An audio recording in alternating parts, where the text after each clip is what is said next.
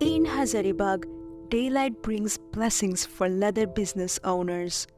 But for local children, each sunrise is a nightmare.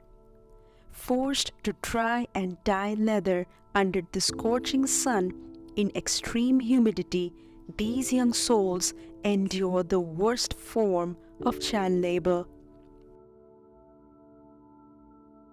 In Bangladesh leather sector, children work over 80 hours per week, surpassing the International Labour Organization's limit of 42 hours.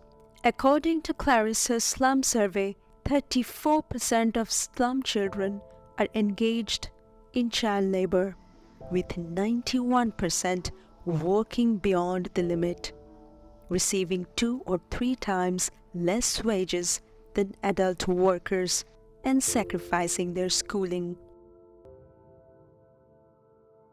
আমি হাজারীবাগ একটা চামড়ার কারখানায় কাজ করি। ওইখানে কাজ করতে আমার অনেক কষ্ট হয়। ওইখানে অনেক ঝুঁকিপূর্ণ কাজ থাকে। কাজ করার কারণে আমার সব সময় স্কুলেও যেতে পারি না, লেখাপড়াও করতে পারি না। আমি একজন শারীরিক প্রতিবন্ধী শিশু। আমি কাজের পাশাপাশি পড়াশোনা করি। আমি জুতোর কারখানায় কাজ করি। সপ্তাহে 7 দিনই দৈনিক 12 থেকে 13 ঘন্টা করে দাঁড়িয়ে কাজ করতে হয়। এই কাজ খুবই কষ্টের। কারখানার মালিক আমাকে রোজ ভারী জিনিস দিয়ে মাথায় করে টানায়, যেমন চামড়া শুকানো মাঠের জন্য পাঠিয়ে থাকে এবং শুকানোর জন্য মানে অনেক সময় মার্কেট থেকে দোকান থেকে আনতে হয় চামড়া। এছাড়াও প্রতিদিনে আমাকে কেচি দিয়ে 1000 পিস চামড়া কাটায় এবং চামড়াগুলো খুব মোটা হয়ে থাকে।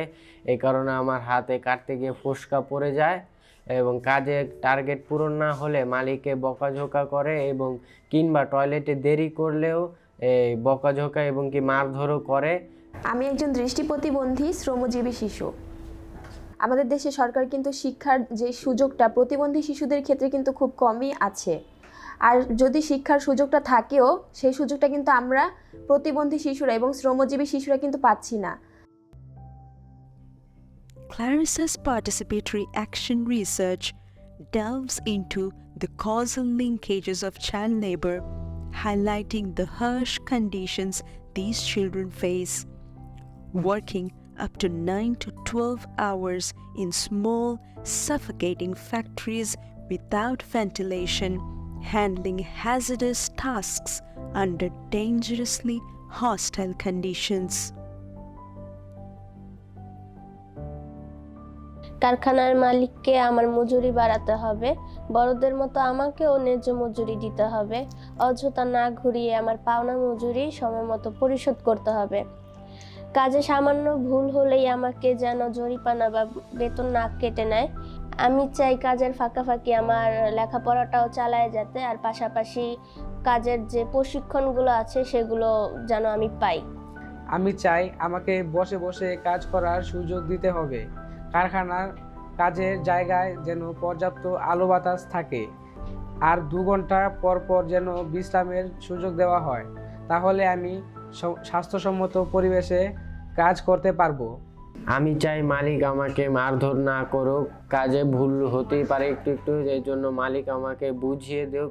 সরকারকে শক্ত হতে হবে এবং সরকারের সবাইকে মিলিয়ে কাজ করতে হবে এবং আমরা আর মার খেতে চাই না।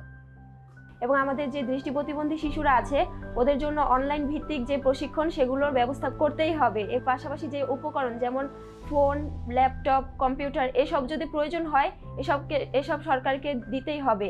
এবং আমাদের যে শিশুদের জন্য যে শিশু বাজেট আছে সেই বাজেটটা সরকারকে দিলেই হবে না, সেই বাজেটটা আমাদের পিছনে খরচ করতেই হবে।